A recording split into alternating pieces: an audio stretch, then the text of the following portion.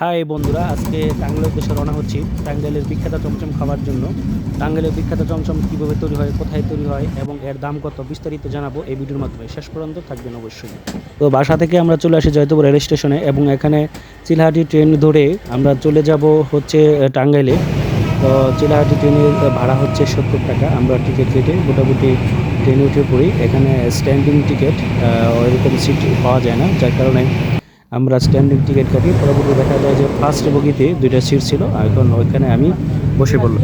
ট্রেনের পরিবেশটা মোটামুটি আলহামদুলিল্লাহ অনেক ভালো। যাই হোক, এখন রাত প্রায় বাজে 10টা। তো ট্রেনটা অলরেডি অনেক লেট করে ফেলেছে, যেতে যেতে মনে হয় যে 12টা বা 12:30 বাজবে। জানি না আমরা ওইখানে যাওয়ার পরে ওই দোকানগুলো খোলা পাবো কিনা। তারপরেও আশাবাদী আমরা।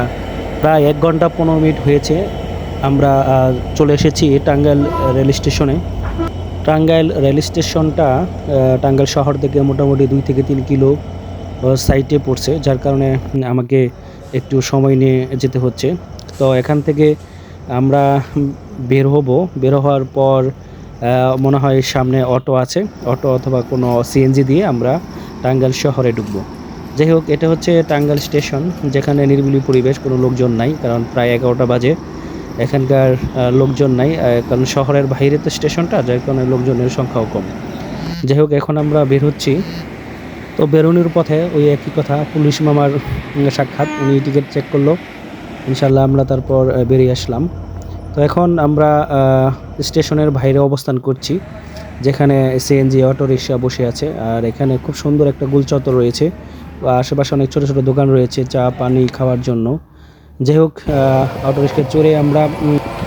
অটোরিকশা করে আমরা চলে যাচ্ছি টাঙ্গাইল শহরের দিকে, যেখানে কলেজ কুমুদ্দিন কলেজ, সেই মাঠের প্রাঙ্গণে যাব। ওইখান থেকে আবার আমরা চলে যাব হচ্ছে আমাদের মান্না টাওয়ার, যেখানে আমাদের নায়ক মান্নার বাড়ি আছে ওইখানে। এখন চলে আসছি পুরাতন বাস স্ট্যান্ড টাঙ্গাইল। তো এখান থেকে আমরা যাব হলো মান্নার বাড়ি। সেজন্য এখন প্রায় রাত 12টার কাছাকাছি। যাই হোক, আমি একটা রিক্সা খুঁজছি, রিক্সা দিয়ে চলে যাব হলো এই জায়গাগুলো হচ্ছে টাঙ্গাইল জেলা শহর, যেখানে মূল শহর অবস্থিত। তো জেলা শহরের রাস্তাগুলো অনেক সুন্দর এবং চারিদিকে ট্রাফিকগুলো করা হয়েছে অনেক ভালো করে। যাই হোক, এখানে টাঙ্গাইল জেলা শহরের আশেপাশে অনেক পরিষ্কার পরিচ্ছন্ন এবং তাদের লাইটিং ব্যবস্থাগুলো অনেক সুন্দর। যেমন আমরা দেখতে পেরেছি রাজশাহীতে বিভিন্ন রাস্তায় লাইটিং ব্যবস্থা রয়েছে। টাঙ্গাইল জেলা শহর ঘুরতে এসে মনে হচ্ছে আমি রাজশাহীতে অবস্থান করছি। যাই হোক, মোটামুটি ভালোই লাগছিল রাতের বেলা রিক্সায়। এখন আমরা প্রায় চলে এসেছি। মোটামুটি আশেপাশে ভালো সরকারি কিছু প্রতিষ্ঠান রয়েছে এবং এখন আমরা দেখতে পাচ্ছি হাতের বামে শহীদ মিনার টাঙ্গাইলের। তারপর একটু সামনে দিকে আওয়ালে দেখা যাবে আমাদের জাতীয়তাবাদী বিএনপি দলের অফিস, এবং তারই কিছুক্ষণ পরে আবার দেখা যাবে আওয়ামী লীগের অফিস, যেটা পুড়ে ফেলা হয়েছে, ভেঙে ফেলা হয়েছে। যাই হোক, একটু পরে আমরা দেখতে পাচ্ছি আমাদের নায়ক মান্নার বাড়ি। আর এখানেই আমরা নামবো।